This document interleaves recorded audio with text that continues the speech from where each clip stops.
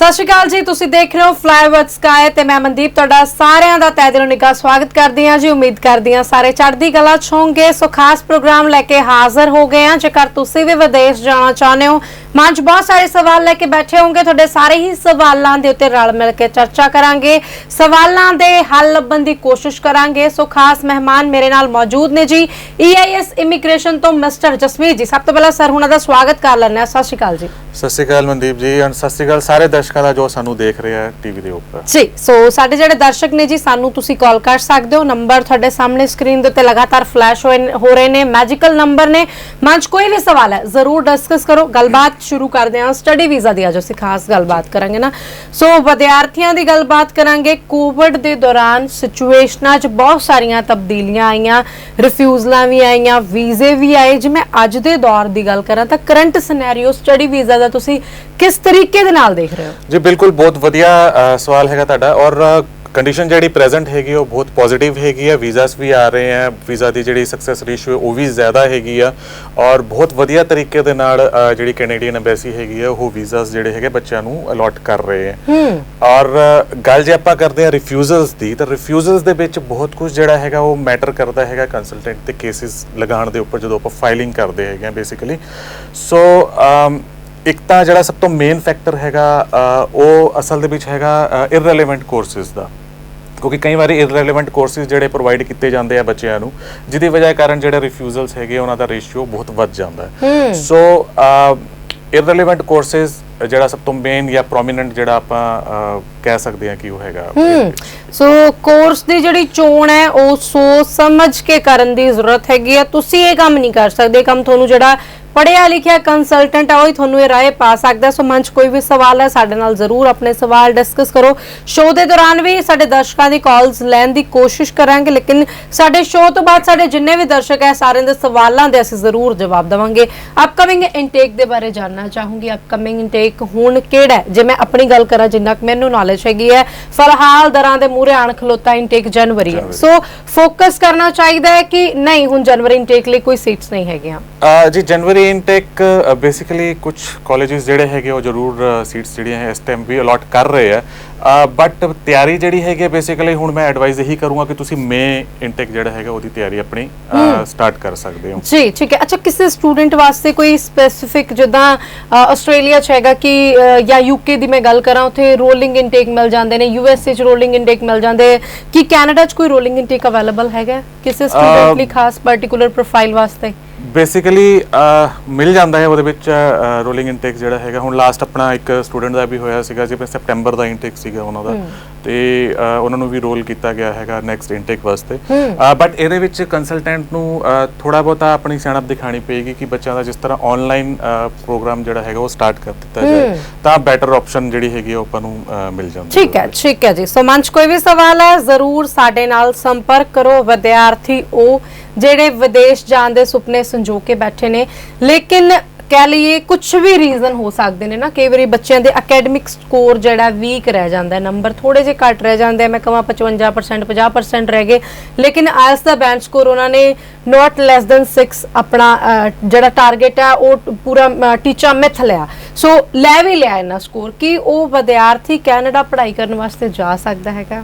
देखो कैनेडा पढ़ाई करने वास्ते बिल्कुल जा सकते हो, बट मैटर करता है दो चीज़ां ये बेसिकली मैटर करदियां हैगियां। एक तो थोड़ी स्टडी के जिहड़े स्कोर्स हैगे आ, और IELTS बैंड डेफिनेटली मैटर करता है, क्योंकि IELTS तो बगैर तो उत्थे लैंग्वेज जिहड़ी अपना टेस्टिंग जिहड़ा क्लीयर प्रूफ नहीं हो सकता है। सो दोनों चीज़ां बेसिक एसेंशियल कह सकते हैं आपां हैगियां, बट अगेन कंसलटेंट के उपर डिपेंड करता है कि थोड़े दोनों चीज़ों को मुख रखते होया जिहड़ा भी कोर्स है या कॉलेज है थोड़े स्कोर्स के उपर या बैंड के उपर डिपेंड करता है। वो अकॉर्डिंगली वो थोड़ी जिहड़ी सिलेक्शन हैगी वो प्रॉपर करके दे, ताकि वीज़ा जिहड़ा है वो रिफ्यूज़ल के चांसेस वो घट हो जाए। अच्छा, कई ऐसे विद्यार्थी सी, मैं पिछले इंटेक की सैप्टेंबर की गल करां तां जिन्हां दे परसेंटेज भी बहुत वधिया सी, IELTS का बैंड स्कोर भी 7 सीगा, लेकिन वो भी रिफ्यूज़ होए।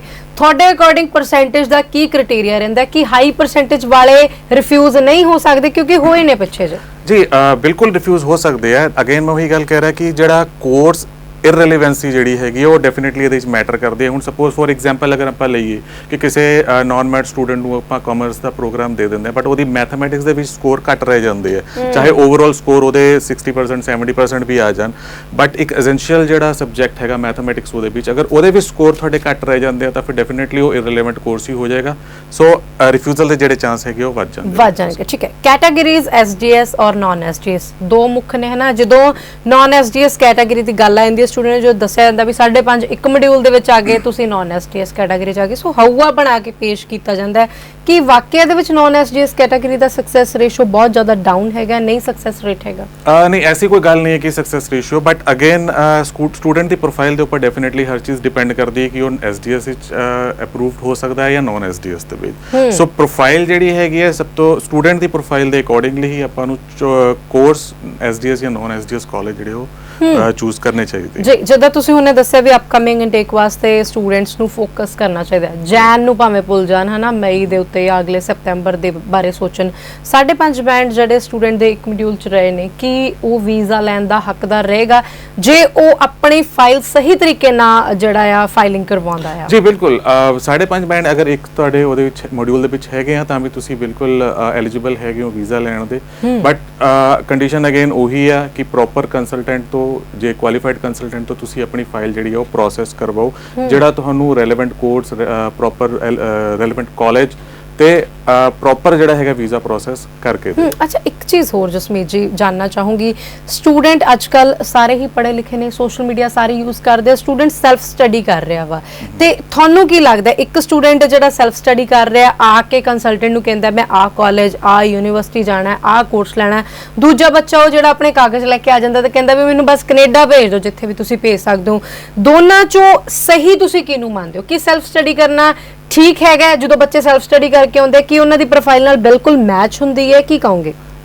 ਨਹੀਂ, ਦੇਖੋ ਦੋਨੋਂ ਆਪਣੇ ਆਪਣੇ ਤਰੀਕੇ ਦੇ ਨਾਲ ਸਹੀ ਹੈਗੇ, ਮੈਂ ਦੋਨਾਂ ਨੂੰ ਗਲਤ ਵੀ ਨਹੀਂ ਕਹਿ ਸਕਦਾ, ਬਟ ਤੁਸੀਂ ਆਪਣਾ ਮਨ ਪੱਕਾ ਕਰਕੇ ਨਾ ਆਓ ਕਿ ਅਸੀਂ ਬਸ ਇਹੀ ਚੀਜ਼ ਕਰਨੀ ਹੈ ਤੇ ਕਰਨਾ ਇਹੀ ਹੈ। ਬਿਕੋਜ਼ ਜਿਹੜਾ ਕੰਸਲਟੈਂਟ ਹੈਗਾ, ਜਿਵੇਂ ਅਗਰ ਤੁਸੀਂ EIS ਦੇ ਵਿੱਚ ਆਉਂਦੇ ਹੋ ਤਾਂ ਅਸੀਂ ਤਾਂ ਮੈਂ ਇਹੀ ਰਾਏ ਦਊਂਗਾ ਕਿ ਵੀ ਤੁਸੀਂ ਥੋੜਾ ਜਿਹਾ ਆਪਣੇ ਆਪ ਨੂੰ ਲਿਵਰੇਜ ਦੇ ਕੇ ਆਓ, ਬਿਕੋਜ਼ ਸਾਡੇ ਕੋਲ ਜਿਹੜੇ ਐਕਸਪਰਟਸ ਬੈਠੇ ਹੋਏ ਆ ਉਹ ਤੁਹਾਡੇ ਕੋਰਸ, ਤੁਹਾਡੇ ਅੱਗੇ ਫਿਊਚਰ ਦੇ ਪ੍ਰੋਸਪੈਕਟਸ ਦੇ ਅਕੋਰਡਿੰਗਲੀ ਹੀ ਤੁਹਾਨੂੰ ਜਿਹੜਾ ਗਾਈਡ ਪ੍ਰੋਪਰ ਕਰਦੇ ਆ। ਸੋ ਅਗਰ ਤੁਸੀਂ EIS ਦੇ ਵਿੱਚ ਆਉਂਦੇ ਹੋ ਤਾਂ ਤੁਹਾਨੂੰ ਇੱਕਦਮ ਕਰੈਕਟ ਜਿਹੜੀ ਇਨਫੋਰਮੇਸ਼ਨ ਹੈ ਉਹ ਮਿਲੇਗੀ ਡੈਫੀਨਿਟਲੀ, ਜੋ ਕਿ ਤੁਹਾਡੇ ਕੋਰਸ ਦੇ ਨਾਲ, ਤੁਹਾਡੀ ਪ੍ਰੋਫਾਈਲ ਦੇ ਨਾਲ ਤੇ ਅੱਗੇ ਤੁਹਾਡੇ ਜਿਹੜੇ ਫਿਊਚਰ ਪ੍ਰੋਸਪੈਕਟਸ ਦੇ ਅਕੋਰਡਿੰਗਲੀ ਜਿਹੜੀ ਹੈਗੀ ਉਹ ਬਿਲਕੁਲ ਫਿੱਟ ਬੈਠੇਗੀ। ਬਿਲਕੁਲ ਜੀ। ਸੋ ਫ੍ਰੀ ਦੀ ਸਲਾਹ ਜਿਹੜੀ ਹੈ ਸਾਡੇ ਦਰਸ਼ਕਾਂ ਨੂੰ ਸਾਡੇ ਸ਼ੋਅ ਦੇ ਰਾਹੀਂ ਅਸੀਂ ਦੇਣ ਦੀ ਕੋਸ਼ਿਸ਼ ਕਰਦੇ ਹਾਂ, ਤੇ ਜਿਹੜੀ ਸਹੀ ਤੇ ਸਟੀਕ ਜਾਣਕਾਰੀ ਹੈ ਸਟੱਡੀ ਵੀਜ਼ਾ ਨਾਲ ਜੁੜੀ ਹੋਈ ਉਹ ਵੀ ਸਾਡੇ ਦਰਸ਼ਕਾਂ ਦੇ ਨਾਲ ਸਾਂਝੀ ਕਰਨ ਦੀ ਕੋਸ਼ਿਸ਼ ਕਰਦੇ ਹਾਂ। ਸੋ ਤੁਸੀਂ ਕਾਲ ਕਰ ਸਕਦੇ ਹੋ, ਸਵਾਲ ਸਾਡੇ ਆਪਣੇ ਨਾਲ ਤੁਸੀਂ ਸਾਂਝੇ ਕਰ ਸਕਦੇ ਹੋ। ਪ੍ਰੋਵਿੰਸ ਨੂੰ ਲੈ ਕੇ ਵੀ ਬਹੁਤ ਸਾਰੇ ਸਵਾਲ ਹੈਗੇ ਨੇ। ਕਿਊਬਿਕ ਬਾਰੇ ਪੁੱਛਣਾ ਚਾਹੂੰਗੀ। ਮੌਂਟਰੀਅਲ ਕਿਊਬਿਕ ਬੜੇ ਸਰਗਰਮੀਆਂ ਦੇ ਵਿੱਚ ਰਿਹਾ, ਸੁਰਖੀਆਂ ਦਾ ਸ਼ਿੰਗਾਰ ਰਿਹਾ, ਸੋ ਕਿੱਦਾਂ ਹੁਣ ਰਿਸਪੌਂਸ ਆ ਰਿਹਾ ਕਿਊਬਿਕ ਦੇ ਵੱਲੋਂ? ਭਵਿੱਖ ਵੀ ਤੁਹਾਡੇ ਕੋਲੋਂ ਜਾਨਣਾ ਚਾਹੂੰਗੀ, ਤੁਹਾਡੇ ਤਜਰਬੇ ਅਨੁਸਾਰ ਭਵਿੱਖ ਦੇ ਵਿੱਚ ਵੀ ਕੀ ਸਟੂਡੈਂਟ ਨੂੰ ਕਿਊਬਿਕ ਵੱਲ ਨੂੰ ਰੁਖ ਕਰਨਾ ਚਾਹੀਦਾ ਜਾਂ ਫਿਰ ਨਹੀਂ? ਬਿਲਕੁਲ, ਕੈਨੇਡਾ ਤਾਂ ਓਪਨ, ਸਾਰਾ ਕੈਨੇਡਾ ਹੀ ਬਹੁਤ ਵਧੀਆ ਹੈਗਾ ਜੀ ਜੇਕਰ ਗੱਲ ਕਰੀ ਜਾਏ ਕੈਨੇਡਾ ਦੇ ਅਕੋਰਡਿੰਗਲੀ ਤਾਂ।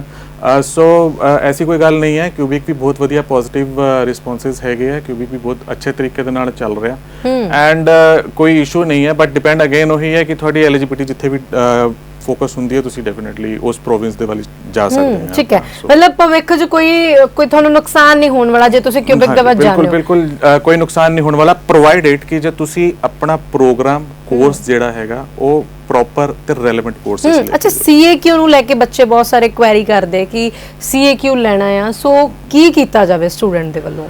ਦੇਖੋ, ਅਗਰ EIS ਦੀ ਆਪਾਂ ਗੱਲ ਕਰੀਏ ਤਾਂ ਡੈਫੀਨਿਟਲੀ ਆਪਾਂ ਥੋੜਾ ਵਰਕ ਹਾਰਡ ਕਰਦੇ ਹਾਂ ਇਸ CAQ ਦੇ ਮਾਮਲੇ ਦੇ ਵਿੱਚ, ਔਰ ਅਸੀਂ ਕੋਸ਼ਿਸ਼ ਕਰਦੇ ਹਾਂ ਕਿ 18 ਤੋਂ 20 ਦਿਨਾਂ ਦੇ ਅੰਦਰ ਅੰਦਰ ਤੁਹਾਨੂੰ ਜਿਹੜਾ ਹੈਗਾ CAQ ਅਲੋਟ ਕਰਵਾ ਦਈਏ, ਬਿਕੋਜ਼ ਇਹਦੇ ਵਾਸਤੇ ਵੀ ਨਾ ਪ੍ਰੋਪਰ ਪਲੈਨਿੰਗ ਕਰਕੇ ਚੱਲਣਾ ਪੈਂਦਾ ਹੈ ਸਾਨੂੰ।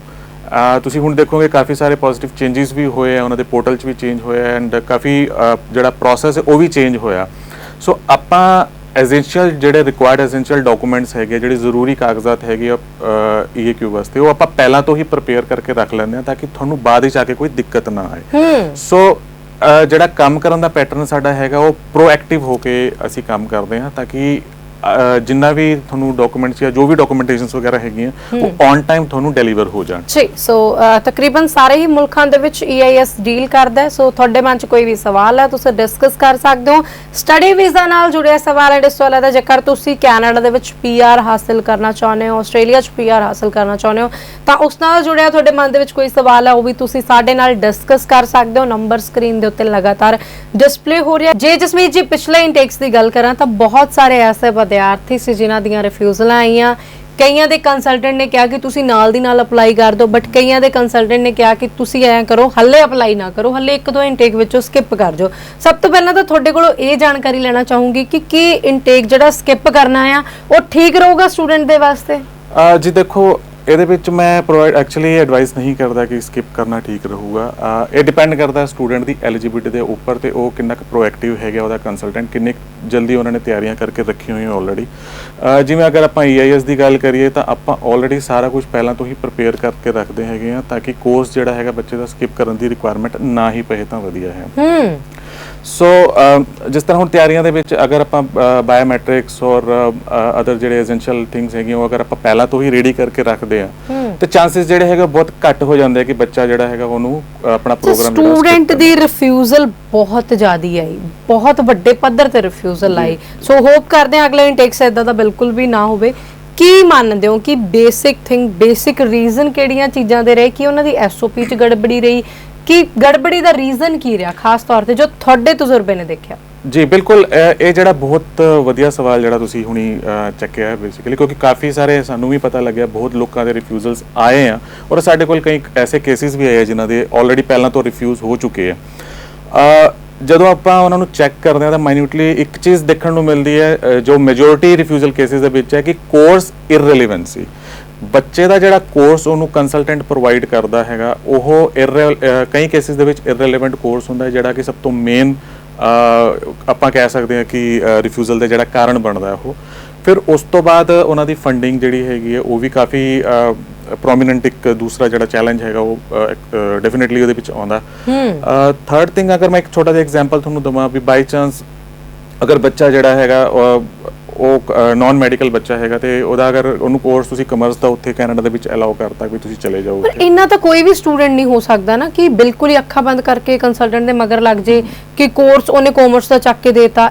ਇਹ ਚੀਜ਼ਾਂ ਤਾਂ ਕਿਉਂ ਇਹ ਚੀਜ਼ਾਂ ਹੋ ਰਹੀਆਂ ਨੇ? ਇਹਦੇ ਪਿੱਛੇ ਕੀ ਕਾਰਨ ਕੀ ਹੈਗੀਆਂ ਇਹ ਚੀਜ਼ਾਂ? ਦੇਖੋ, ਇਹਦੇ ਵਿੱਚ ਸਭ ਤੋਂ ਵੱਡਾ ਕਾਰਨ ਅਸੀਂ ਆਪ ਹੈਗੇ ਆ। ਮੈਂ ਅਗਰ ਸਟੂਡੈਂਟ ਦੇ ਪ੍ਰੋਸਪੈਕਟਸ ਤੋਂ ਦੇਖ ਕੇ ਚੱਲਾਂ, ਕਿਉਂਕਿ ਉਹਨਾਂ ਦਾ ਮੇਨ ਮੋਟਿਵ ਜਿਹੜਾ ਉਹ ਰੱਖ ਕੇ ਜਾਂਦੇ ਆ ਕੰਸਲਟੈਂਟ ਨੂੰ ਇਹ ਵੀ ਸਾਨੂੰ ਭੇਜ ਦਿਓ ਕਿਸੇ ਵੀ ਤਰੀਕੇ ਦੇ ਨਾਲ। ਸੋ ਇਹ ਕੰਮ ਜਿਹੜਾ ਹੈਗਾ ਡੈਫੀਨਿਟਲੀ ਮੈਂ ਸਟੂਡੈਂਟਸ ਨੂੰ ਕਹੂੰਗਾ ਕਿ ਤੁਸੀਂ ਨਾ ਕਰੋ, ਕਿਉਂਕਿ ਇਹਦੇ ਉੱਤੇ ਹੀ ਤੁਹਾਡਾ ਜਿਹੜਾ ਪ੍ਰੈਜ਼ੈਂਟ ਤੇ ਫਿਊਚਰ ਵੀ ਜਿਹੜਾ ਹੈਗਾ ਉਹ ਡਿਪੈਂਡ ਕਰਦਾ ਹੈ। ਤੁਸੀਂ ਮੇਜਰ ਜਿਹੜਾ ਆਪਾਂ ਕਹਿ ਸਕਦੇ ਹਾਂ ਕਿ ਬੱਚੇ ਦਾ ਇੱਕ ਪ੍ਰੋਸਪੈਕਟਸ ਹੁੰਦਾ ਹੈ ਕਿ ਮੈਂ ਕਿਸੇ ਕੰਟਰੀ ਦੇ ਵਿੱਚ ਜਾ ਰਿਹਾ ਤੇ ਉੱਥੇ ਜਾ ਕੇ ਮੈਂ ਪ੍ਰੋਪਰ ਸੈਟਲ ਹੋਣਾ ਹੈ। ਸੋ ਉਸ ਅਗਰ ਤੁਸੀਂ ਮੋਟਿਵ ਨੂੰ ਲੈ ਕੇ ਚੱਲ ਰਹੇ ਆ ਤਾਂ ਕਈ ਚੀਜ਼ਾਂ ਫੈਕਟਰਸ ਜਿਹੜੇ ਆ ਇਹਦੇ ਵਿੱਚ ਤੁਹਾਨੂੰ ਅਪਲਾਈ ਕਰਕੇ ਚੱਲਣੇ ਪੈਣਗੇ। ਆਪਣੀ ਸਟੱਡੀ ਦੇ ਅਕੋਰਡਿੰਗਲੀ ਕੋਰਸ ਜਿਹੜਾ ਹੈਗਾ ਉਹ ਤੁਸੀਂ ਡੈਫੀਨਿਟਲੀ ਚੂਜ਼ ਕਰੋ, ਕੰਸਲਟੈਂਟ ਦੇ ਉੱਪਰ ਸਾਰਾ ਕੁਝ ਨਾ ਛੱਡੋ। ਬਟ ਜੇ ਤੁਸੀਂ ਜਿਵੇਂ EIS ਦੇ ਵਿੱਚ ਆਉਂਦੇ ਹੋ ਅਸੀਂ ਤੁਹਾਨੂੰ ਉਸੇ ਤਰੀਕੇ ਦੇ ਨਾਲ ਪ੍ਰੋਪਰ ਗਾਈਡ ਕਰਦੇ ਹਾਂ ਕਿ ਤੁਸੀਂ ਆਹ ਵਾਲਾ ਕੋਰਸ ਲੈ ਲਓ, ਤੁਹਾਨੂੰ ਅੱਗੇ ਜਾ ਕੇ ਬੈਨੀਫਿਟ ਦਊਗਾ in terms of getting a PR or settlement in the proper। ਅੱਛਾ, ਕਈ ਐਸੇ ਸਟੂਡੈਂਟ ਆਉਂਦੇ ਆ ਮੈਂ ਦੇਖਿਆ ਨਾ, ਉਹ ਆਪਦੀ ਗਰਾਰੀ ਤੇ ਅੜੇ ਹੁੰਦੇ ਆ ਵੀ ਸਾਡਾ ਰਿਸ਼ਤੇਦਾਰ ਫਲਾਨੀ ਜਗ੍ਹਾ ਤੇ ਅਸੀਂ ਉਸੇ ਪ੍ਰੋਵਿੰਸ 'ਚ ਜਾਣਾ ਹੈ ਜਾਂ ਮੇਰਾ ਦੋਸਤ ਉੱਥੇ ਤੇ ਮੈਂ ਉਸੇ ਜਗ੍ਹਾ ਦੇ ਉੱਤੇ ਜਾਣਾ ਹੈ। ਕੀ ਇਹ ਗੱਲਾਂ ਜਾਇਜ਼ ਹੈਗੀਆਂ ਨੇ? ਇੰਪੈਕਟ ਪੋਜ਼ਿਟਿਵ ਪਊਗਾ ਇਸ ਚੀਜ਼ ਦਾ ਫਿਊਚਰ ਵਿੱਚ? ਨਹੀਂ, ਡੈਫੀਨਿਟਲੀ ਅਗੇਨ ਉਹੀ ਗੱਲ ਹੈ ਕਿ ਜਿੱਥੇ ਆਪਾਂ ਨੂੰ ਸੂਟੇਬਲ ਹੁੰਦਾ ਹੈ, ਜਿੱਥੇ ਸਾਡਾ ਜਿਹੜਾ ਮੋਟਿਵ ਹੈ ਉਹ ਕੰਪਲੀਟ ਹੋ ਰਿਹਾ ਹੈ, ਕੰਪਲਿਸ਼ ਹੋ ਰਿਹਾ, ਤਾਂ ਮੈਂ ਇਹੀ ਕਹੂੰਗਾ ਵੀ ਤੁਸੀਂ ਉਸ ਚੀਜ਼ ਨੂੰ ਫੋਲੋ ਕਰੋ ਬਜਾਏ ਇਸ ਚੀਜ਼ ਦੇ ਕਿ ਨਹੀਂ ਮੇਰਾ ਰਿਲੇਟਿਵ ਉੱਥੇ ਰਹਿ ਰਿਹਾ ਜਾਂ ਮੇਰਾ ਫਰੈਂਡ ਉੱਥੇ ਤਾਂ ਮੈਂ ਉਹਦੇ ਕੋਲ ਹੀ ਜਾਣਾ ਹੈ। ਹਰ ਚੀਜ਼ ਜਿਹੜੀ ਹੈ ਉਹ ਡਿਪੈਂਡ ਕਰਦੀ ਹੈ ਤੁਹਾਡੀ, ਕਿਉਂਕਿ ਹਰ ਇੰਡੀਵਿਜੂਅਲ ਜਿਹੜਾ ਉਹ ਡਿਫਰੈਂਟ ਹੈ ਨਾ। ਇੱਕ ਬੰਦਾ ਅਗਰ ਡਾਕਟਰ ਬਣਿਆ ਤਾਂ ਜ਼ਰੂਰੀ ਨਹੀਂ ਕਿ ਉਹਦਾ ਬ੍ਰਦਰ ਵੀ ਜਿਹੜਾ ਹੈ ਉਹ ਡਾਕਟਰ ਬਣ ਜਾਏ। ਸੋ ਹਰ ਇੰਡੀਵਿਜੂਅਲ ਦੀ ਜਿਹੜੀ IQ ਹੈ, ਹਰ ਇੰਡੀਵਿਜੂਅਲ ਦਾ ਜਿਹੜਾ ਸਟੇਟਸ ਹੈ ਜਾਂ ਹਰ ਇੰਡੀਵਿਜੂਅਲ ਦੀ ਜਿਹੜੀ ਐਲੀਜੀਬਿਲਿਟੀ ਹੈ ਉਹ ਵੇਰੀ ਕਰਦੀ ਹੈ। ਸੋ ਬਜਾਏ ਆਪਾਂ ਇਸ ਚੀਜ਼ ਦੇ ਉੱਪਰ ਇੱਕਦਮ ਰਿਜਿਡ ਹੋ ਕੇ ਆਪਾਂ ਥੋੜਾ ਜਿਹਾ ਲੀਨੀਅੰਟ ਹੋਈਏ, ਕਿਉਂਕਿ ਫਿਊਚਰ ਪ੍ਰੋਸਪੈਕਟਸ ਜਿਹੜਾ ਹੈਗਾ ਉਸ ਚੀਜ਼ ਨੂੰ ਸੋਚ ਕੇ ਜਾਂ ਮੁੱਖ ਰੱਖ ਕੇ ਆਪਾਂ ਨੂੰ ਥੋੜਾ ਜਿਹਾ ਲੀਨੀਅੰਟ ਹੋਣਾ ਪਏਗਾ ਸੋ ਦੈਟ ਜਿਹੜਾ ਵਾਈਜ਼ ਕੰਸਲਟੈਂਟ ਹੈ ਉਹ ਤੁਹਾਨੂੰ ਪ੍ਰੋਪਰ ਗਾਈਡ ਕਰ ਸਕੇ। ਜੀ ਠੀਕ ਹੈ ਜੀ। ਸੋ ਨੰਬਰ ਡਿਸਪਲੇ ਹੋ ਰਿਹਾ ਜੀ, ਦੇਰੀ ਨਾ ਕਰੋ, ਕਾਲ ਕਰੋ, ਸਾਡੇ ਨਾਲ ਆਪਣੇ ਜਿਹੜੇ ਸਵਾਲ ਹੈ ਡਿਸਕਸ ਕਰੋ। SOP ਦੇ ਬਾਰੇ ਜਾਨਣਾ ਚਾਹੂੰਗੀ। ਸਾਰਾ SOP ਦੇ ਸਿਰ ਤੇ ਵੱਜਦਾ ਵੀ ਆ SOP 'ਚ ਜੋ ਲਿਖਿਆ ਤਾਂ ਵੀਜ਼ਾ ਤੁਹਾਨੂੰ ਮਿਲੂਗਾ। ਪਹਿਲੀ ਗੱਲ ਤਾਂ ਇਹ, ਕਈ ਕੰਸਲਟੈਂਟ ਕਹਿੰਦੇ ਵੀ ਐਸਓਪੀ ਸਿਰਫ 2 ਪੇਜਾਂ ਦੀ ਹੋਵੇ ਤਾਂ ਇਨਫ ਹੈ, ਬਟ ਕਈ ਕਹਿੰਦੇ ਕਿ ਨਹੀਂ, ਉਹਦੇ 'ਚ ਤੁਸੀਂ ਪੂਰਾ ਆਪਦਾ ਇਤਿਹਾਸ ਲਿਖਣਾ ਜ਼ਰੂਰੀ ਹੈ ਨਾ, ਸਾਰੀ ਹਿਸਟਰੀ ਵੀ ਭਾਵੇਂ 10 ਪੇਜ ਭਰ ਦਿਓ, 8 ਪੇਜ ਭਰ ਦਿਓ, ਕਿ ਪੂਰੀ ਹੋਣੀ ਚਾਹੀਦੀ ਹੈ। ਪਹਿਲੀ ਗੱਲ ਤਾਂ ਐਸਓਪੀ ਦੇ ਵਿੱਚ ਬੇਸਿਕ ਚੀਜ਼ਾਂ ਕਿਹੜੀਆਂ ਨੇ, ਕਿੰਨੀਆਂ ਕੁ ਹੋਣੀਆਂ ਚਾਹੀਦੀਆਂ, ਤੇ ਦੂਜੀ ਗੱਲ ਇਹ ਵੀ ਲੈਂਥ ਕਿੰਨੀ ਕੁ ਹੋਣੀ ਚਾਹੀਦੀ ਹੈ ਐਸਓਪੀ ਦੀ। ਐਸਓਪੀ ਇੱਕ ਐਸੈਂਸ਼ੀਅਲ ਡਾਕੂਮੈਂਟ ਕਿਹਾ ਜਾ ਸਕਦਾ ਹੈ, ਬਟ ਇਹ ਨਹੀਂ ਕਿ ਸਾਰਾ ਕੁਝ ਉਹਦੇ ਉੱਪਰ ਡਿਪੈਂਡੈਂਟ ਹੈ, ਠੀਕ ਹੈ, ਕਿਉਂਕਿ ਕਈ ਇਹ ਮਿਥ ਜਿਹੜੇ ਹੈਗੇ ਆਪਣੇ ਜ਼ਿਆਦਾ ਯੂਜੂਅਲੀ ਫੈਲੇ ਹੋਏ ਹੈ ਪੰਜਾਬ ਦੇ ਵਿੱਚ ਜਾਂ ਇਸ ਇੰਡਸਟਰੀ ਦੇ ਵਿੱਚ। ਐਸਓਪੀ ਮੰਨ ਸਕਦੇ ਹਾਂ ਇੱਕ ਬਹੁਤ ਐਸੈਂਸ਼ੀਅਲ ਤੇ ਜ਼ਰੂਰੀ ਡਾਕੂਮੈਂਟ ਹੈਗਾ ਅਟੈਚ ਕਰਨਾ ਉਹਦੇ ਵਿੱਚ, ਬਟ ਪੂਰਾ ਚੀਜ਼ ਉਸਦੇ ਉੱਪਰ ਵੀ ਸਟ੍ਰੈਂਥਨ ਨਹੀਂ ਹੈਗੀ ਐਕਚੁਅਲੀ। ਨਾਓ ਇਹਦੇ ਵਿੱਚ ਜਿਹੜੀਆਂ ਮੇਜਰ ਇਨਫੋਰਮੇਸ਼ਨਸ ਹੈਗੀਆਂ ਵੀ ਕੋਰਸ ਤੁਸੀਂ ਕਿਹੜਾ ਰਹਿ ਰਹੇ ਹੋ, ਉਹਦਾ ਅੱਗੇ ਬੈਨੀਫਿਟ ਤੁਹਾਨੂੰ ਕੀ ਮਿਲੇਗਾ, ਇਹ ਜਿਹੜਾ ਹੈਗਾ ਮੇਨ ਉਹਦੇ ਵਿੱਚ ਹੋਣਾ ਚਾਹੀਦਾ। ਫਿਰ ਫੈਮਿਲੀ ਦਾ ਡਿਟੇਲਸ ਹੋਣੀ ਚਾਹੀਦੀ ਹੈ। ਜਦੋਂ ਆਪਾਂ ਪ੍ਰੋਗਰਾਮ ਕਰਦੇ ਹਾਂ, ਜਿਹੜਾ ਵੀ ਆਪਾਂ ਕੋਰਸ ਲੈ ਕੇ ਜਾ ਰਹੇ ਹਾਂ, ਉਹ ਕਰਕੇ ਵਾਪਸ ਆਪਣੇ ਹੋਮ ਕੰਟਰੀ ਦੇ ਵਿੱਚ ਆਉਂਗੇ, ਜਿਹੜਾ ਪਾਰਟ ਜਿਹੜਾ ਹੈਗਾ ਇਹਦੇ ਵਿੱਚ ਇਨਕੋਰਪੋਰੇਟ ਕਰਨਾ ਜ਼ਰੂਰੀ ਹੈ। ਆ ਕੇ ਆਪਾਂ ਕੀ ਕਰਾਂਗੇ ਇੰਡੀਆ ਦੇ ਵਿੱਚ, ਇਹ ਸਾਨੂੰ ਪ੍ਰੋਗਰਾਮ ਜਿਹੜਾ ਕਾਲਜ ਦਾ ਕਿਸ ਤਰੀਕੇ ਦੇ ਨਾਲ ਬੈਨੀਫਿਟ ਕਰੇਗਾ, ਔਰ ਕੈਨੇਡਾ ਕਿਉਂ ਤੇ ਉਹ ਕਾਲਜਿਸ ਕਿਉਂ, ਠੀਕ ਹੈ, ਇਹ ਚੀਜ਼ਾਂ ਜਿਹੜੀਆਂ ਹੈਗੀਆਂ ਬਹੁਤ ਪ੍ਰੋਮੀਨੈਂਟ ਹੈਗੀਆਂ ਜੋ ਹੈਲਪ ਕਰਦੀਆਂ ਆਪਾਂ ਨੂੰ। ਔਰ ਇਨਫੋਰਮੇਸ਼ਨ ਐਸਓਪੀ ਦੇ ਵਿੱਚ ਓਨੀ ਕੁ ਦਿੱਤੀ ਜਾਏ ਜਿਹੜੀ ਕਿ ਰੈਲੇਵੈਂਟ ਹੈ ਤੇ ਜ਼ਰੂਰੀ ਹੈ, ਚਾਹੇ ਉਹ 1 ਪੇਜ ਦੀ ਹੋਵੇ, ਚਾਹੇ ਉਹ 1.5 ਪੇਜ ਦੀ ਹੋਵੇ। ਇਹ ਨਹੀਂ ਕਿ ਤੁਸੀਂ 4-5 ਪੇਜ ਭਰ ਦਿਓ ਔਰ ਇਰਰੈਲੇਵੈਂਟ ਜਿਹੜੀ ਇਨਫੋਰਮੇਸ਼ਨ ਹੈਗੀ ਉਹ ਪ੍ਰੋਵਾਈਡ ਕੀਤੀ ਜਾਏ। ਬਹੁਤ ਹੀ ਰੈਲੇਵੈਂਟ, ਟੂ ਦਾ ਪੁਆਇੰਟ ਔਰ ਡਿਟੇਲ ਦੇ ਵਿੱਚ ਇਨਫੋਰਮੇਸ਼ਨ ਜਿਹੜੀ ਹੈ, ਤਾਂ ਕਿ ਜਿਹੜਾ ਐਂਬੈਸਡਰ ਹੈਗਾ ਉਹ ਪੜ੍ਹੇ ਤੇ ਉਹਨੂੰ ਪੜ੍ਹਦਿਆਂ ਸਾਰੀ ਸਮਝ ਆ ਜਾਏ ਵੀ ਤੁਸੀਂ ਬੋਨਾਫਾਈਡ ਸਟੂਡੈਂਟ ਹੈਗੇ ਹੋ ਜੀ। ਸੋ EIS ਦੇ ਕੋਲ ਬਹੁਤ ਸਾਰੇ ਕਾਲਜਸ ਹੈਗੇ ਨੇ, ਯੂਨੀਵਰਸਿਟੀਜ਼ ਹੈਗੀਆਂ ਨੇ, ਕੋਰਸਿਸ ਪ੍ਰੋਗਰਾਮ ਦੀ ਪਰਮਾਰ ਹੈਗੀ ਹੈ। ਤੁਹਾਡੇ ਮਨਪਸੰਦੀਦਾਰ ਪ੍ਰੋਗਰਾਮ 'ਚ ਵੀ ਤੁਸੀਂ ਜਾ ਸਕਦੇ ਹੋ, ਤੇ ਬਟ ਜੋ ਤੁਹਾਡੀ ਪ੍ਰੋਫਾਈਲ ਨਾਲ ਰਿਲੇਵੈਂਟ ਕੋਰਸ ਹੈਗਾ ਤੁਸੀਂ ਉਹਦੇ ਵਿੱਚ ਵੀ ਜਾ ਸਕਦੇ ਹੋ। ਸੋ ਉਹਦੇ ਵਾਸਤੇ ਤੁਹਾਨੂੰ ਕਾਲ ਕਰਨੀ ਪਏਗੀ, ਸੰਪਰਕ ਕਰਨਾ ਪੜੇਗਾ। ਨੰਬਰ ਸਕਰੀਨ ਦੇ ਉੱਤੇ ਲਗਾਤਾਰ ਡਿਸਪਲੇ ਹੋ ਰਿਹਾ ਹੈ। अर्ली चाइल्डहुड कोर्स बहुत ज़्यादा फेमस किया गया ना, चाहे स्टूडेंट ने +2 की है, चाहे ग्रेजुएशन की है, चाहे आर्ट्स वाला बच्चा है, चाहे मैडिकल वाला बच्चा है, अर्ली चाइल्डहुड कोर्स दे विच सारिਆਂ ਨੂੰ ਹੀ ਪਾ ਦਿੰਦੇ ਆ ਤੇ ਬਹੁਤ ਬੱਚੇ ਰਿਫਿਊਜ਼ ਵੀ ਹੋਏ ਨੇ ਪਿੱਛੇ ਜੇ ਸਿਰਫ ਇਸੇ ਕਾਰਨ। ਪਿੱਛੇ ਕੀ ਕਾਰਨ ਹੈ ਅਸਲ 'ਚ ਜਿਹੜਾ अर्ली ਚਾਈਲਡਹੁਡ ਕੋਰਸ ਹੈ ਇਹ ਬਣਿਆ ਕਿਹੜੀ ਪ੍ਰੋਫਾਈਲ ਦੇ ਵਾਸਤੇ ਹੈ, ਔਰ ਜਿਨ੍ਹਾਂ ਨੇ ਅਪਲਾਈ ਕਰ ਦਿੱਤਾ ਭੁੱਲ ਹੋ ਗਈ ਜਿਨ੍ਹਾਂ ਕੋਲੋਂ, ਹੁਣ ਉਹ ਕੀ ਕਰਨ ਤਾਂ ਕਿ ਰਿਫਿਊਜ਼ਲ ਨਾ ਆਵੇ। ਰਾਈਟ, ਦੇਖੋ अर्ली ਚਾਈਲਡਹੁਡ ਪ੍ਰੋਗਰਾਮ ਜਿਹੜਾ ਹੈਗਾ ਇਹ ਇੱਕ ਟਾਈਮ ਦੇ ਵਿੱਚ ਕਾਫੀ ਫੇਮਸ ਸੀਗਾ। ਹੁਣ ਵੀ ਇਸ ਲਾਈਕ ਕੰਸਲਟੈਂਟ ਜਿਹੜੇ ਇਸ ਪ੍ਰੋਗਰਾਮ ਦੇ ਵਿੱਚ ਕਈ ਵਾਰੀ ਬੱਚੇ ਨੂੰ ਭੇਜ ਦਿੰਦੇ ਆ। ਸਭ ਤੋਂ ਪਹਿਲਾਂ ਤੇ ਇਹ ਇਨਫੋਰਮੇਸ਼ਨ ਤੁਸੀਂ ਜਾਣ ਲਓ ਕਿ ਇਹ ਜਿਹੜਾ ਕੋਰਸ ਜਿਹੜਾ ਹੈਗਾ ਇਹ ਬਹੁਤ ਲੋ ਪ੍ਰੋਫਾਈਲ ਵਾਲਿਆਂ ਨੂੰ ਫੋਕਸ ਕਰਕੇ ਬਣਿਆ ਹੋਇਆ ਪ੍ਰੋਗਰਾਮ ਹੈਗਾ। ਐਂਡ ਸੈਕੰਡਲੀ ਹੁਣ ਫਿਊਚਰ ਪ੍ਰੋਸਪੈਕਟਸ ਅਗਰ ਆਪਾਂ ਕੈਨੇਡਾ ਦੇ ਮੁਤਾਬਕ ਦੇਖੀਏ ਤਾਂ ਕੈਨੇਡਾ ਦੇ ਵਿੱਚ ਹੁਣ ਇਸ ਚੀਜ਼ ਦਾ ਕੋਈ ਇੰਨਾ ਜ਼ਿਆਦਾ ਫਿਊਚਰ ਰਹਿ ਨਹੀਂ ਗਿਆ, ਬਿਕੋਜ਼ ਉੱਥੇ ਹੁਣ ਇੰਨੇ ਸਟੂਡੈਂਟ ਜਾ ਰਹੇ ਆ ਜਾਂ ਇੰਨੇ ਲੋਕੀ ਮਾਈਗ੍ਰੇਟ ਹੋ ਰਹੇ ਆ। ਸੋ ਇਹਨਾਂ ਸਾਰੀਆਂ ਚੀਜ਼ਾਂ, ਇਹ ਜਿਹੜੇ ਛੋਟੇ ਛੋਟੇ ਕੋਰਸਿਸ ਹੈਗੇ ਇਹਨਾਂ ਦੇ ਵਿੱਚ ਕੋਈ ਵੀ ਜ਼ਿਆਦਾ ਅੱਗੇ ਫਿਊਚਰ ਪ੍ਰੋਸਪੈਕਟਸ ਦੇ ਅਕੋਰਡਿੰਗਲੀ ਸੈਟਲਮੈਂਟ ਨਹੀਂ ਹੈਗੀ ਹੈ। ਕੋਰਸ ਜਿਹੜਾ ਹੈਗਾ ਤੁਸੀਂ ਪ੍ਰੋਪਰ ਕੰਸਲਟੈਂਟ ਤੋਂ ਹੀ ਆਪਣਾ ਜਿਹੜਾ ਹੈਗਾ ਡਿਸਾਈਡ ਕਰਵਾਓ ਜਿਹੜਾ ਤੁਹਾਡੇ ਪ੍ਰੋਫਾਈਲ ਨੂੰ ਸੂਟ ਕਰ ਰਿਹਾ ਹੈਗਾ। ਅੱਛਾ ਚਲੋ, ਹੁਣ ਤੁਸੀਂ ਸਾਰੀ ਗੱਲ ਹੀ ਕੰਸਲਟੈਂਟ ਤੇ ਘੁਮਾ ਫਿਰਾ ਕੇ ਲੈ ਕੇ ਆ ਰਹੇ ਹੋ। ਕੰਸਲਟੈਂਟ ਦੀ ਚੋਣ ਕਰਨੀ ਹੈ, ਸਟੂਡੈਂਟ ਨੇ ਬੋਰਡ ਸਾਰਿਆਂ ਦੇ ਵੱਡੇ ਵੱਡੇ ਲੱਗੇ ਨੇ, ਸਾਰਿਆਂ ਨੇ ਪੂਰਾ ਦੁਕਾਨਾਂ ਪੂਰੀਆਂ ਵਧੀਆ ਸਜਾਈਆਂ ਹੋਈਆਂ ਨੇ, ਕਿੱਦਾਂ ਪਤਾ ਲੱਗੇ ਕਿ ਕਿਹੜਾ ਕੰਸਲਟੈਂਟ ਸਹੀ ਹੈ, ਕਿੱਦਾਂ ਚੋਣ ਕਿਵੇਂ ਕੀਤੀ ਜਾਵੇ ਕੰਸਲਟੈਂਟ ਦੀ?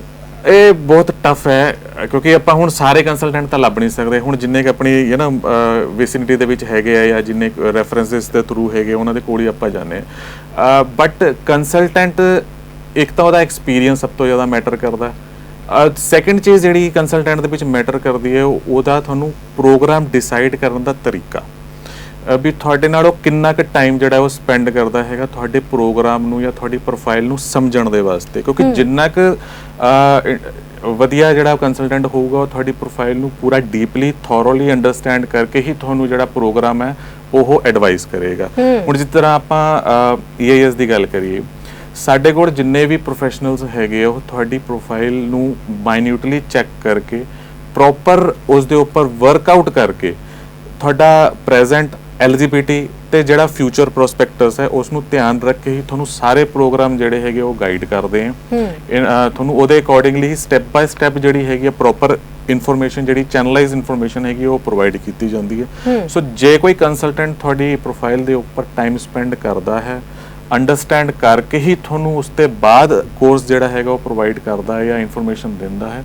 ਡੈਫੀਨਿਟਲੀ ਮੈਂ ਚਾਹੂੰਗਾ ਵੀ ਤੁਸੀਂ ਉਸ ਕੰਸਲਟੈਂਟ ਨੂੰ ਹੀ ਪ੍ਰੈਫਰ। ਜਸਮੀਤ ਜੀ ਤੁਹਾਨੂੰ ਪੁੱਛਣਾ ਚਾਹੂੰਗੀ, ਕੰਸਲਟੈਂਟ ਨੂੰ ਕਾਲਸ ਬਹੁਤ ਸਾਰੀਆਂ ਆਉਂਦੀਆਂ ਨੇ ਲੇਕਿਨ ਕਾਲਸ ਨਹੀਂ ਚੁੱਕੀਆਂ ਜਾਂਦੀਆਂ ਨਾ, ਸੋ ਕਾਉਂਸਲਰ ਜਿਹੜਾ ਆ ਪ੍ਰੋਪਰ ਤਰੀਕੇ ਨਾਲ ਕਾਉਂਸਲਿੰਗ ਵੀ ਨਹੀਂ ਦੇ ਪਾਉਂਦਾ ਹੁੰਦਾ ਕਿਉਂਕਿ ਉਹਨੂੰ ਇੰਨੀ ਨੌਲੇਜ ਨਹੀਂ ਹੁੰਦੀ ਜਿੰਨੀ ਇੱਕ ਕੰਸਲਟੈਂਟ ਨੂੰ ਨੌਲੇਜ ਹੈ। ਸੋ ਉਹਦੇ ਵਾਸਤੇ ਕੀ ਕੀਤੀ ਜਾਵੇ, ਕਿੱਦਾਂ ਜਾਣਕਾਰੀ ਤੱਕ ਤੱਕ ਕਿਵੇਂ ਜਾਇਆ ਜਾਵੇ? ਦੇਖੋ ਜਿਹੜਾ ਕਾਉਂਸਲਰ ਹੈਗਾ ਉਹ ਡੈਫੀਨਿਟਲੀ ਇੱਕ ਜਿਹੜਾ ਸਭ ਤੋਂ ਪਹਿਲਾ ਪੁਆਇੰਟ ਆਫ ਕੰਟੈਕਟ ਹੁੰਦਾ ਹੈ ਬੱਚੇ ਦਾ। ਹੁਣ ਜੇ ਆਪਾਂ EIS ਦੀ ਗੱਲ ਕਰੀਏ, ਮੈਂ ਬਾਕੀ ਹੋਰ ਕਿਸੇ ਦੀ ਗੱਲ ਨਹੀਂ ਕਰਦਾ, EIS ਦੀ ਗੱਲ ਅਗਰ ਮੈਂ ਆਪ ਕਰਾਂ ਤੇ ਸਾਡੇ ਜਿਹੜੇ ਕਾਉਂਸਲਰਸ ਹੈਗੇ ਉਹ ਪ੍ਰੋਪਰਲੀ ਪ੍ਰਿਪੇਅਰਡ ਹੈਗੇ ਆ, ਕੁਆਲੀਫਾਈਡ ਤੇ ਬਹੁਤ ਜ਼ਿਆਦਾ ਇੰਟੈਲੀਜੈਂਟ ਕਾਉਂਸਲਰਸ ਹੈਗੇ ਜੋ ਤੁਹਾਨੂੰ ਫਰਸਟ ਪੁਆਇੰਟ ਆਫ ਕੰਟੈਕਟ ਦੇ ਵਿੱਚ ਹੀ ਪ੍ਰੋਪਰ ਤੇ ਵਧੀਆ ਤਰੀਕੇ ਦੇ ਨਾਲ ਇਨਫੋਰਮੇਸ਼ਨ ਜਿਹੜੀ ਆ ਉਹ ਪ੍ਰੋਵਾਈਡ ਕਰਨਗੇ according to your choice and eligibility. ठीक है। विद्यार्थी स्कॉलरशिप ਲੈਣ ਵਾਸਤੇ ਬਹੁਤ ਇੱਛੁਕ ਹੁੰਦੇ ਨੇ। ਦੋ ਤਰੀਕੇ ਦੇ ਵਿਦਿਆਰਥੀ ਹੈ ਮਾਰਕੀਟ ਦੇ ਵਿੱਚ ਨਾ, ਇੱਕ ਉਹ ਸਟੂਡੈਂਟ ਹੈ ਜਿਹੜਾ ਕਹਿੰਦਾ ਵੀ ਮੈਨੂੰ ਲੋ ਫੀਸ ਵਾਲੇ ਕਾਲਜ ਦੇ ਵਿੱਚ ਭੇਜ ਦਿਓ, ਦੂਜਾ ਸਟੂਡੈਂਟ ਉਹ ਕਿ ਜਿਹੜਾ ਕਹਿੰਦਾ ਵੀ ਮੈਨੂੰ ਸਕਾਲਰਸ਼ਿਪ ਮਿਲੇ। ਸੋ ਸਕਾਲਰਸ਼ਿਪ ਬਾਰੇ ਜਾਨਣਾ ਚਾਹੂੰਗੀ, ਕੋਈ ਤੁਹਾਡੇ ਟਾਈ ਅਪਸ ਹੈਗੇ ਨੇ ਯੂਨੀਵਰਸਿਟੀਜ਼ ਦੇ ਨਾਲ, ਕਾਲਜਸ ਦੇ ਨਾਲ ਜਿੱਥੋਂ ਸਕਾਲਰਸ਼ਿਪ ਮਿਲੇ ਸਟੂਡੈਂਟ ਨੂੰ? ਜੀ ਬਿਲਕੁਲ, ਆਪਾਂ ਕਾਫੀ ਯੂਨੀਵਰਸਿਟੀਜ਼ ਦੇ ਨਾਲ ਜਿਹੜਾ ਹੈਗਾ ਕੰਮ ਕਰ ਰਹੇ ਹਾਂ ਇਸ ਮਾਮਲੇ ਦੇ ਉੱਪਰ, ਔਰ ਕਾਫੀ ਬੱਚਿਆਂ ਦੀ ਸਕਾਲਰਸ਼ਿਪ ਜਿਹੜੀਆਂ ਹੈਗੀਆਂ ਸਾਡੇ ਥਰੂ ਆਈਆਂ ਵੀ ਹੈਗੀਆਂ, ਮੈਂ ਤੁਹਾਨੂੰ ਦਿਖਾ ਵੀ ਦਿੰਦਾ। ਔਰ ਇਹਦੇ ਵਿੱਚ ਇੱਕ ਜਿਹੜੀ ਸਭ ਤੋਂ ਵਧੀਆ ਗੱਲ ਇਹ ਹੈ ਕਿ ਇਹ ਅਪਫਰੰਟ ਸਕਾਲਰਸ਼ਿਪਸ ਹੈਗੀਆਂ। ਕੁਝ ਸਕਾਲਰਸ਼ਿਪਸ ਹੈਗੀਆਂ ਸਾਡੇ ਕੋਲ, ਇਹ ਮੈਂ ਤੁਹਾਨੂੰ ਦਿਖਾਣਾ ਚਾਹੁੰਦਾ, ਜੇ ਤੁਸੀਂ ਦੇਖ ਸਕਦੇ ਹੋ ਤਾਂ ਸਕਰੀਨ ਦੇ ਉੱਪਰ। ਇਹਦੇ ਵਿੱਚ ਕਾਫੀ ਜਿਹੜੇ ਪ੍ਰੋਮੀਨੈਂਟ ਕਾਲਜਸ ਹੈਗੇ ਆ, ਇਹ ਯੂਨੀਵਰਸਿਟੀ ਕੈਨੇਡਾ ਵੈਸਟ ਹੋ ਗਿਆ, ਐਂਡ ਆਪਣੇ ਕੋਲ ਯਾਰਕਵਿਲੇ ਦੀ ਵੀ ਹੈਗੀ ਹੈ। ਜਿਹੜੀਆਂ ਮੇਨ ਜਿਹੜੀ ਪ੍ਰੋਮੀਨੈਂਟ ਜਿਹੜੇ ਕਾਲਜਸ ਹੈਗੇ ਆ, ਸਕਾਲਰਸ਼ਿਪ ਉਹਨਾਂ ਕਾਲਜਸ ਤੋਂ ਹੈਗੀ ਆ, ਨਾਟ ਦ ਜਨਰਲ ਔਰ ਸਟੈਂਡਰਡ ਕਾਲਜਸ। ਜੀ, ਕਿੰਨੇ ਕ ਅਮਾਉਂਟ ਤੱਕ ਦੀ ਸਕਾਲਰਸ਼ਿਪ ਮਿਲੀ ਹੈ ਸਟੂਡੈਂਟ? ਇਹ 10000 ਤੱਕ ਦੀ ਸਕਾਲਰਸ਼ਿਪ ਜਿਹੜੀ ਹੈਗੀ ਆਪਾਂ ਨੂੰ, $10,000 ਤੱਕ ਦੀ, ਮਤਲਬ ਇੱਕ ਅੱਛੀ ਅਮਾਉਂਟ ਦੀ ਸਕਾਲਰਸ਼ਿਪ। ਬਹੁਤ ਹੈਪੀ ਅਮਾਉਂਟ ਹੈਗਾ, ਜੇ ਆਪਾਂ ਇੰਡੀਅਨ ਕੈਲਕੂਲੇਟ ਕਰੀਏ ਤਾਂ 600,000 ਜਿਹੜਾ ਹੈਗਾ ਉਹ ਬਣ ਜਾਂਦਾ ਹੈ, ਔਰ ਕਾਫੀ ਅੱਛਾ ਅਮਾਉਂਟ ਹੈਗਾ ਇਹ ਸਕਾਲਰਸ਼ਿਪ। ਜੀ ਬਿਲਕੁਲ ਜੀ। ਸੋ ਨੰਬਰ ਸਕਰੀਨ ਦੇ ਉੱਤੇ ਲਗਾਤਾਰ ਡਿਸਪਲੇ ਹੋ ਰਿਹਾ, ਜੇਕਰ ਤੁਹਾਡੇ ਮਨ ਦੇ ਵਿੱਚ ਵੀ ਕੋਈ ਸਵਾਲ ਹੈ ਤੁਸੀਂ ਆਪਣੇ ਸਵਾਲ ਸਾਡੇ ਨਾਲ ਡਿਸਕਸ ਕਰ ਸਕਦੇ ਹੋ। ਸਟੂਡੈਂਟ ਵੱਖ-ਵੱਖ ਇਮੀਗ੍ਰੇਸ਼ਨ ਕੋਲ ਜਾਂਦੇ ਨੇ, ਲੇਕਿਨ ਮੈਂ ਆਪਣਾ ਪਰਸਨਲ ਫੇਵਰਿਟ ਸਵਾਲ ਪੁੱਛਣਾ ਚਾਹੂੰਗੀ। ਵਿਦਿਆਰਥੀ ਅੱਜ ਸਾਨੂੰ ਵੱਖ-ਵੱਖ ਪਲੇਟਫਾਰਮ ਤੋਂ ਦੇਖ ਰਹੇ ਹੋਣਗੇ, ਕਿਉਂ ਆਵੇ EIS ਦੇ ਕੋਲ? ਕੀ ਵੱਖਰਾ, ਕੀ ਨਵੇਕਲਾ ਕੀ ਦੇ ਰਹੇ ਹੋ ਸਟੂਡੈਂਟ ਨੂੰ? ਬਿਲਕੁਲ, EIS ਜਿਹੜਾ ਹੈਗਾ ਇਹ ਤੁਹਾਨੂੰ ਸਟਾਰਟਿੰਗ ਤੋਂ ਐਂਡ ਤੱਕ ਤੁਹਾਡੀ ਪੂਰੀ ਹੈਲਪ ਕਰਦਾ ਹੈ। ਜਿਹਦੇ ਵਿੱਚ ਅਗਰ ਮੈਂ ਗੱਲ ਕਰਾਂ ਤੇ ਸਟਾਰਟ ਹੈ ਨਾ EIS ਦੀ, ਲਾਈਕ ਜਦੋਂ ਤੁਸੀਂ ਫਸਟ ਡੇ ਸਟੈਪ ਇਨ ਕਰਦੇ ਆ, ਉਸ ਤੋਂ ਬਾਅਦ ਤੁਸੀਂ ਇਹ ਸਮਝ ਲਓ ਕਿ ਸਾਰਾ ਕੁਝ ਜਿਹੜਾ ਹੈਗਾ ਉਹ EIS ਨੇ ਤੁਹਾਡਾ ਹੈਂਡਲ ਕਰਨਾ ਹੈਗਾ ਫਰੋਮ ਦ ਡੇ 1। ਤੁਹਾਡੀ ਪ੍ਰੋਫਾਈਲ ਦੇ ਉੱਪਰ ਕੰਮ ਕਰਕੇ ਤੁਹਾਨੂੰ ਪ੍ਰੋਪਰ ਕੋਰਸ ਜਿਹੜਾ ਹੈਗਾ ਪ੍ਰੋਵਾਈਡ ਕਰਾਂਗੇ। ਵੀਜ਼ਾ ਅਸਿਸਟੈਂਸ ਜਿਹੜੀ ਹੈਗੀ ਹੈ ਥਰੂ ਆਊਟ ਦਾ ਪ੍ਰੋਸੈਸ ਤੁਹਾਨੂੰ ਮਿਲੇਗੀ। ਬਾਇਓਮੈਟ੍ਰਿਕਸ ਦੀ ਜਿਹੜੀ ਇਸ਼ੂਜ਼ ਜਾਂ ਕੋਈ ਹੋਰ ਦੂਸਰੇ ਵੀ ਹਰਡਲਸ ਆਉਂਦੇ ਆ, ਉਹ ਵੀ ਅਸੀਂ ਆਪਣੇ ਲੈਵਲ ਤੇ ਜਿਹੜੇ ਹੈਗੇ ਤੁਹਾਡੇ ਸੌਟ ਆਊਟ ਕਰਦੇ ਆ। ਔਰ ਇਸ ਤੋਂ ਬਾਅਦ ਵੀਜ਼ਾ ਆਉਣ ਤੋਂ ਬਾਅਦ ਹੀ ਨਹੀਂ ਤੁਹਾਨੂੰ ਛੱਡ ਦਿੰਦੇ, ਉਸ ਤੋਂ ਬਾਅਦ ਦਾ ਵੀ ਜਿਹੜਾ ਪ੍ਰੀ ਡਿਪਾਰਚਰ ਜਿਹੜਾ ਸਰਵਿਸ ਹੈਗੀਆਂ ਉਹ ਵੀ ਹੈ, ਅਰਾਈਵਲ ਸਰਵਿਸਿਜ਼ ਜਿਹੜੀਆਂ ਹੈਗੀਆਂ ਉਹ ਵੀ ਤੁਹਾਨੂੰ ਪ੍ਰੋਵਾਈਡ ਕੀਤੀਆਂ ਜਾਂਦੀਆਂ। ਪਿਕ ਐਂਡ ਡ੍ਰੌਪ ਜਿਹੜੀ ਹੈਗੀ ਉਧਰ ਉਹ ਵੀ ਤੁਹਾਨੂੰ ਮਿਲੇਗੀ। ਉਸ ਤੋਂ ਬਾਅਦ ਆਪਾਂ ਹੁਣ ਜਿਹੜੀ ਜੌਬ ਅਸਿਸਟੈਂਸ ਹੈਗੀ ਹੈ, ਕਈ ਬੱਚੇ ਜਿਹੜੇ ਹੈਗੇ ਉਹਨਾਂ ਨੂੰ ਸਟਾਰਟਿੰਗ ਦੇ ਵਿੱਚ ਕਿਉਂਕਿ ਨਹੀਂ ਪਤਾ ਲੱਗਦਾ ਸਾਨੂੰ। ਹੁਣ ਇੱਥੇ ਤੁਹਾਡਾ ਜਿਹੜਾ ਪਹਿਲਾ ਹੀ ਕੁਐਸਚਨ ਸੀਗਾ ਕਿ ਆਪਣੇ ਰਿਲੇਟਿਵਸ ਨੂੰ ਲੱਭਦੇ ਆ, ਹੁਣ ਉਹਨਾਂ ਨੂੰ ਰਿਲੇਟਿਵਸ ਨੂੰ ਵੀ ਲੱਭਣ ਦੀ ਲੋੜ ਨਹੀਂ ਪਏਗੀ ਉੱਥੇ, ਕਿਉਂਕਿ ਅਸੀਂ ਤੁਹਾਡੇ ਰਿਲੇਟਿਵ ਬਣ ਕੇ ਤੁਹਾਡੇ ਨਾਲ ਉੱਥੇ ਤੁਹਾਡੀ ਹੈਲਪ ਕਰਦੇ ਆ in order to find out your job services as well. ਜੀ, ਸੋ ਤੁਹਾਨੂੰ ਕੋਈ ਵੀ ਟੈਨਸ਼ਨ ਲੈਣ ਦੀ ਜ਼ਰੂਰਤ ਨਹੀਂ ਹੈ। ਜਦੋਂ ਤੁਸੀਂ ਇਸ ਦੇ ਪੌੜੀਆਂ ਤੇ ਆ ਕੇ ਚੜ ਜਾਂਦੇ ਤਾਂ ਤੁਹਾਡੀ ਸਾਰੀ ਟੈਨਸ਼ਨ ਹੀ ਆਪਦੇ ਸਿਰ ਦੇ ਉੱਤੇ ਲੈ ਲੈਂਦੇ ਨੇ। ਬਿਲਕੁਲ। ਸੋ ਨੰਬਰ ਡਿਸਪਲੇ ਹੋ ਰਿਹਾ ਜੀ, ਸੰਪਰਕ ਕਰ ਸਕਦੇ ਹੋ। ਵੇਲਾ ਇਜਾਜ਼ਤ ਲੈਣ ਦਾ ਹੋ ਗਿਆ। ਅੱਜ ਦਰਸ਼ਕ ਦੀ ਕਾਲ, ਜਿੰਨੀਆਂ ਵੀ ਕਾਲਸ ਤੁਸੀਂ ਸਾਨੂੰ ਕੀਤੀਆਂ ਨੇ, ਸਾਰੇ ਤੁਹਾਡੇ ਸਵਾਲਾਂ ਦੇ ਜਵਾਬ ਤੁਹਾਨੂੰ ਸ਼ੋਅ ਤੋਂ ਬਾਅਦ ਦੇਵਾਂਗੇ। ਇੱਕ ਤਾਂ ਬਾਇਓਮੈਟ੍ਰਿਕਸ ਬਾਰੇ ਕੀ ਵਿਚਾਰ ਨੇ ਤੁਹਾਡੇ? ਬਾਇਓਮੈਟ੍ਰਿਕਸ ਵਾਸਤੇ EIS ਦੇ ਵਿੱਚ ਜੀ ਸਭ ਤੋਂ ਆਪਾਂ ਪਹਿਲਾਂ ਤੋਂ ਹੀ ਪ੍ਰੀ ਐਕਟਿਵ ਜਿਹੜੇ ਹੈਗੇ ਆ ਮਿਆਜ਼ਸ ਲੈ ਕੇ ਚੱਲਦੇ ਆ। ਆਪਾਂ ਪਹਿਲਾਂ ਹੀ ਸਟੂਡੈਂਟ ਨੂੰ ਜਦੋਂ ਉਹਨਾਂ ਦੇ ਡਾਕੂਮੈਂਟੇਸ਼ਨ ਪ੍ਰੋਸੈਸ ਹੁੰਦੇ ਆ, ਆਪਾਂ ਉਦੋਂ ਹੀ ਜਿਹੜਾ ਬਾਇਓਮੈਟ੍ਰਿਕ ਦਾ ਪ੍ਰੋਸੀਜਰ ਵੀ ਸਟਾਰਟ ਕਰ ਦਿੰਦੇ ਆ, ਤਾਂ ਕਿ ਜਦੋਂ ਉਹਨਾਂ ਨੂੰ ਬਾਇਓਮੈਟ੍ਰਿਕਸ ਦੀ ਲੋੜ ਪਏ ਉਸ ਤੋਂ ਪਹਿਲਾਂ ਹੀ ਬੱਚੇ ਕੋਲ ਬਾਇਓਮੈਟ੍ਰਿਕ ਜਿਹੜਾ ਉਹ ਅਵੇਲੇਬਲ ਹੋਵੇ। ਜੀ ਬਿਲਕੁਲ। ਸੋ ਜਿਵੇਂ ਹੁਣ ਲੋਕੀ 3-3 4-4 ਮਹੀਨਿਆਂ ਤੋਂ ਵੇਟ ਕਰ ਰਹੇ ਨੇ, ਸੋ ਜੇਕਰ ਤੁਸੀਂ ਇਦਾਂ ਵੇਟ ਨਹੀਂ ਕਰਨਾ ਚਾਹੁੰਦੇ, ਆਪਣੇ ਪ੍ਰੋਫਾਈਲ ਨੂੰ ਪ੍ਰੋਪਰ ਤਰੀਕੇ ਨਾਲ, ਸਹੀ ਤਰੀਕੇ ਨਾਲ ਅਸੈਸ ਕਰਵਾਉਣਾ ਚਾਹੁੰਦੇ ਹੋ, ਤਾਂ ਨੰਬਰ ਡਿਸਪਲੇ ਹੋ ਰਿਹਾ, ਤੁਸੀਂ ਸੰਪਰਕ ਕਰ ਸਕਦੇ ਹੋ। ਵੇਲਾ ਦਰਸ਼ਕਾਂ ਤੋਂ ਇਜਾਜ਼ਤ ਲੈਣ ਦਾ ਹੋ ਗਿਆ। ਸੋ ਜਸਮੀਤ ਜੀ, ਸੁਨੇਹਾ ਕੀ ਸਾਂਝਾ ਕਰੋਗੇ ਅੱਜ ਸਾਡੇ ਦਰਸ਼ਕਾਂ ਦੇ ਨਾਲ? ਦੇਖੋ, ਜਦੋਂ ਕੋਈ ਬੱਚਾ ਜਿਹੜਾ ਹੈਗਾ ਆਪਣੇ ਡ੍ਰੀਮਸ ਜਿਹੜੇ ਲੈ ਕੇ ਆਉਂਦਾ ਹੈ ਸਾਡੇ ਕੋਲ ਕਿ ਵੀ ਮੈਨੂੰ ਕੈਨੇਡਾ ਸਟੱਡੀ ਕਰਨ ਜਾਣਾ ਹੈ, ਪਹੁੰਚਣਾ ਹੈ, ਉੱਥੇ ਵੀਜ਼ਾ ਚਾਹੀਦਾ ਹੈ, ਸੋ ਆਪਾਂ ਜਿਹੜਾ ਬੇਸਿਕਲੀ ਉਸ ਦੇ ਉੱਪਰ ਬਹੁਤ ਜ਼ਿਆਦਾ ਫੋਕਸ ਕਰਦੇ ਹਾਂ ਤੇ ਤਾਂ ਕਿ ਬੱਚੇ ਦਾ ਜਿਹੜਾ ਟਾਈਮ ਹੈ ਉਹ ਵੀ ਉਹਦਾ ਸੇਵ ਹੋ ਸਕੇ, ਪ੍ਰੋਪਰ ਜਿਹੜਾ ਚੈਨਲਾਈਜ਼ ਤਰੀਕੇ ਦੇ ਨਾਲ ਉਹਦਾ ਕੰਮ ਹੋ ਸਕੇ, ਔਰ ਜਿਹੜੇ ਡ੍ਰੀਮ ਉਹ ਸੋਚ ਕੇ ਆਇਆ ਹੈ ਉਹ ਉਹਦੇ ਕੰਪਲੀਟ ਹੋਣ, ਪੂਰੇ ਹੋਣ, ਕੰਪਲਿਸ਼ ਹੋਣ। ਸੋ ਮੈਂ ਇੱਕ ਰਿਕੁਐਸਟ ਜ਼ਰੂਰ ਕਰਨਾ ਚਾਹੂੰਗਾ ਵੀ ਤੁਸੀਂ ਡੈਫੀਨਿਟਲੀ ਇੱਕ ਵਾਰੀ ਆਓ, ਸਾਡੀ ਸਰਵਿਸਿਜ਼ ਨੂੰ ਸਮਝੋ, ਉਹਨਾਂ ਨੂੰ ਅੰਡਰਸਟੈਂਡ ਕਰੋ ਤੇ ਜੋ ਔਰ ਮੈਂ ਇੱਕ ਚੀਜ਼ ਨੂੰ ਗਾਰੰਟੀ ਨਾਲ ਕਹਿੰਦਾ ਵੀ ਤੁਹਾਨੂੰ ਜ਼ਰੂਰ ਪਸੰਦ ਆਣਗੀਆਂ ਔਰ ਤੁਹਾਨੂੰ ਜਿਹੜਾ ਸਾਡਾ ਗਾਈਡੈਂਸ ਹੈਗਾ ਉਹ ਡੈਫੀਨਿਟਲੀ ਅੱਗੇ ਜਾ ਕੇ ਬਹੁਤ ਹੈਲਪ ਕਰੇਗਾ ਇਹਨਾਂ ਸਾਰੀਆਂ ਚੀਜ਼ਾਂ ਦੇ ਵਿੱਚ।